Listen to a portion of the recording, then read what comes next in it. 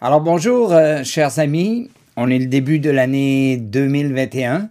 Alors, vers la fin de l'année dernière, j'ai eu un petit flash qui m'est venu et que j'avais le goût de vous partager. Alors, j'envoie ça peut-être à 600 contacts que j'ai en souhaitant que ça puisse germer dans l'idée de quelques-uns.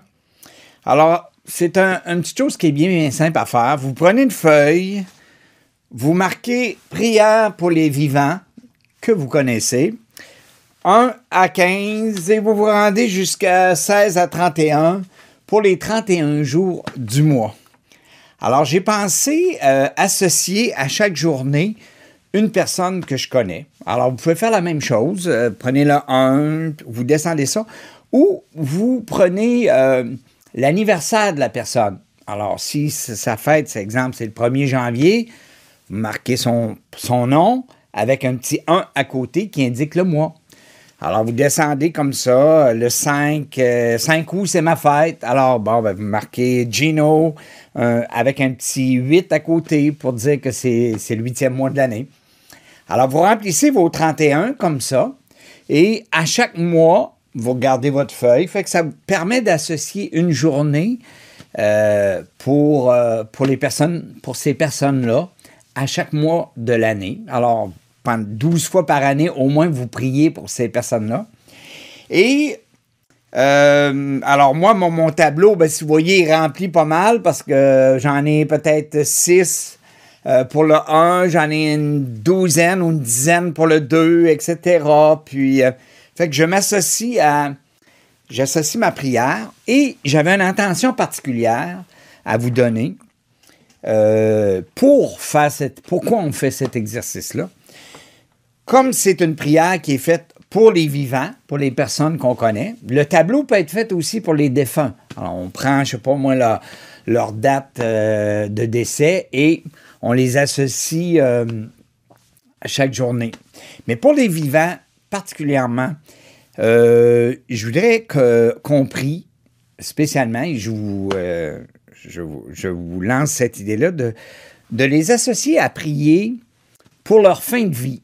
Parce que de plus en plus, je me rends compte que ça devient de plus en plus facile pour les gens, même s'ils sont, oui, ils vont peut-être décéder dans quelques semaines, dans quelques mois, mais c'est de plus en plus facile de devancer cette date-là de leur mort. Et je ne crois pas, avec ce que je connais, avec tout ce que j'ai lu dans ma vie, que c'est la volonté de Dieu de faire ça. Alors, je crois que c'est préjudiciable pour leur âme et que même s'ils sont dans une grande paix, cette paix-là, elle peut être totalement fausse parce que, rendu de l'autre côté, c'est là qu'on découvre si on est vraiment dans la vraie paix et on a à faire face à ce choix-là d'avoir décidé notre mort avant la date précise. Et dans tout ce que j'ai lu, moi, c'est clair que notre heure est décidée par Dieu, la date de notre décès, à moins qu'on soit imprudent, puis qu'on la devance. Si on roule en fou, si on vit en fou, puis avec plein d'excès, on peut devancer cette date-là, ce qui n'est pas dans la volonté de Dieu. Et il y aura des conséquences dans l'éternité au niveau d'une purification. Mais j'ai pensé vous lire 2 extraits pour faire réfléchir. Le premier, vous avez deux belles photos ici. Vous avez Sœur Faustine, qui est morte à 33 ans, le 5 octobre 1938, et qui était ce qu'on appelle une âme victime. Alors, elle avait offert sa vie à Dieu en lui disant, tu m'envoies tout ce que tu veux, les souffrances, j'offre ça pour les âmes qui en ont besoin, les âmes, les grands pécheurs qui peut-être à la dernière minute de leur vie vont être sauvés grâce à ma prière. Alors, elle a une vie exceptionnelle et elle a un petit journal ici que je vous invite à vous procurer où elle parle de sa vie. Son directeur spirituel lui avait dit de mettre ça par écrit parce que elle avait tellement d'expérience et alors elle a mis ça par écrit. Et j'avais pensé vous lire quelque chose qu'elle vivait. Imaginez-vous que Sœur Faustine, 2 ans avant sa mort, elle avait elle savait qu'elle allait mourir. Alors, elle a dit à une de ses sœurs, une de ses consoeurs, qu'elle serait plus de ce monde dans 2 ans. Et même 10 jours avant sa mort, elle a prédit la date de sa mort à quelqu'un. Alors, voyez ce qu'elle écrit. C'était le 17 juin 38. Alors, c'était à peu près 4 mois avant qu'elle meure et elle avait la tuberculose depuis 5 ans, mais ça faisait juste 2 ans qu'on avait découvert officiellement que c'était la tuberculose. Elle était malade. Et là, elle était justement à Prodnik, un endroit qui était comme un sanatorium, qu'on disait là, pour les tuberculeux. Et elle dit, je me suis senti si mal que je croyais que le moment désiré approchait. Une fièvre forte me prit la nuit et j'ai eu un crachement de sang. Ça devait être assez régulier pour elle. Et je suis cependant allé le matin recevoir le Seigneur, est allé communier, et j'ai pas pu assister à la messe, tellement elle était malade. Dans l'après-midi, ma température tomba soudain à 35,8. J'étais si faible que je sentais comme si tout mourait en moi. Cependant, lorsque je me suis plongé dans une profonde oraison, j'ai compris que ce n'était pas encore le moment de la délivrance, mais un appel plus proche du bien-aimé. Alors elle avait très hâte d'aller rencontrer Jésus.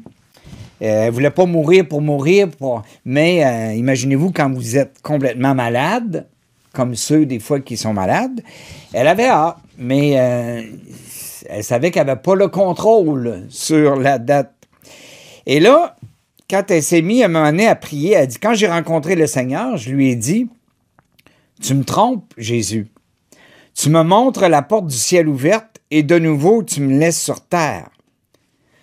Parce que dans le fond, elle avait dû avoir comme l'intuition qu'elle allait mourir dans 2 ans, mais elle ne savait pas à ce moment-là peut-être la date précise, parce qu'on est 4 mois avant, et ça peut être d'une journée à l'autre qui viennent la chercher.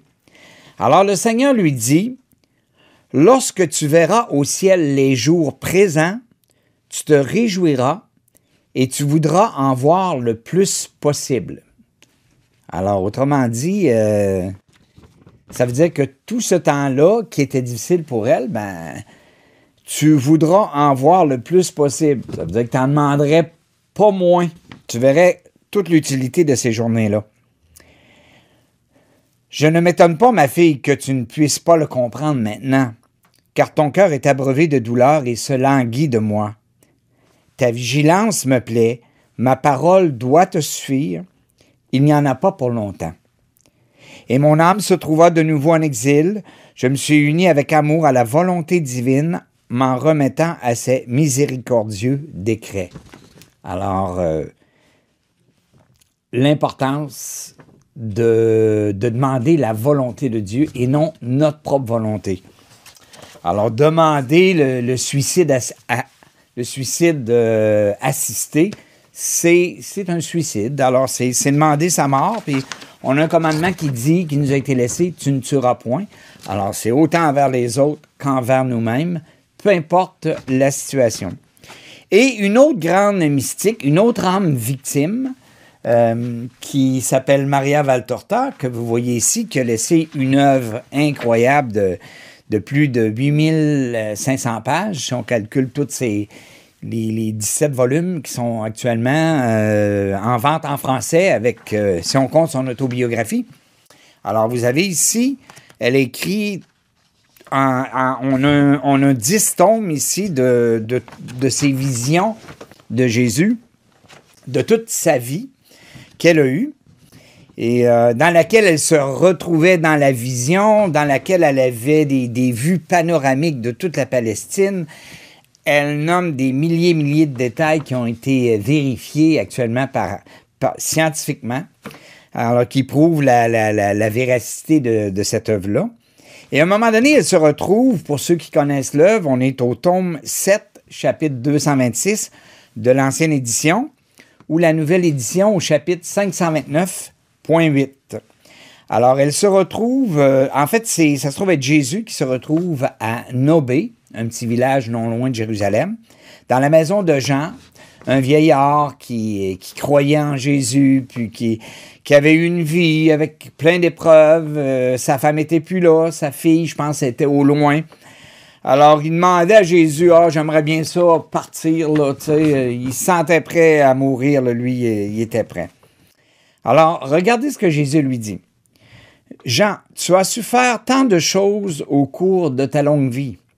Il t'en manque encore une, celle d'accepter de Dieu l'heure de la mort, sans demander qu'elle soit avancée ou retardée d'une minute. Tu t'es résigné à tant de coups durs. C'est pour cela que Dieu t'aime.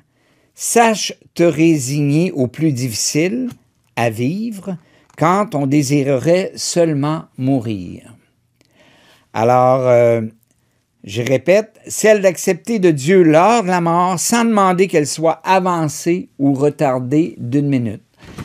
Alors ça, c'est l'enseignement du Christ et c'est l'enseignement de l'Église aussi, qui malheureusement est peu connu et pas connu du tout dans les médias.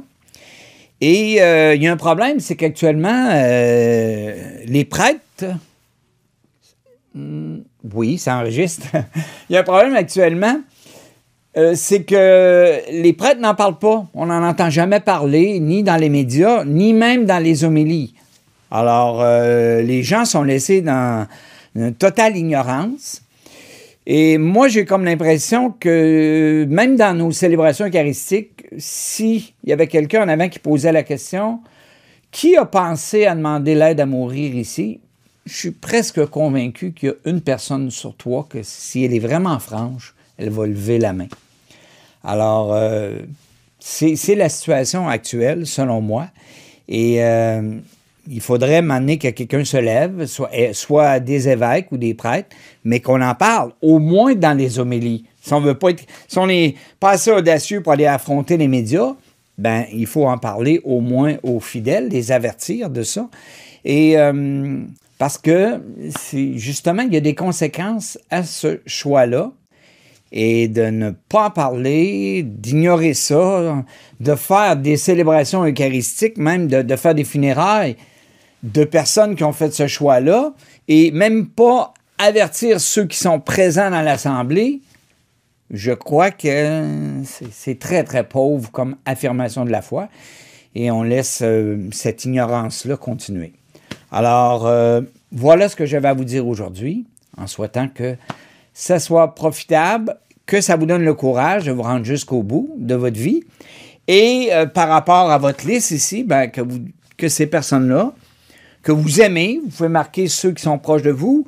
Peut-être certaines personnes, des fois, que vous avez une certaine distance, ça peut être une occasion pour prier pour eux et de mettre cette intention-là en priorité quand vous pensez à eux une fois par mois. Alors, merci beaucoup.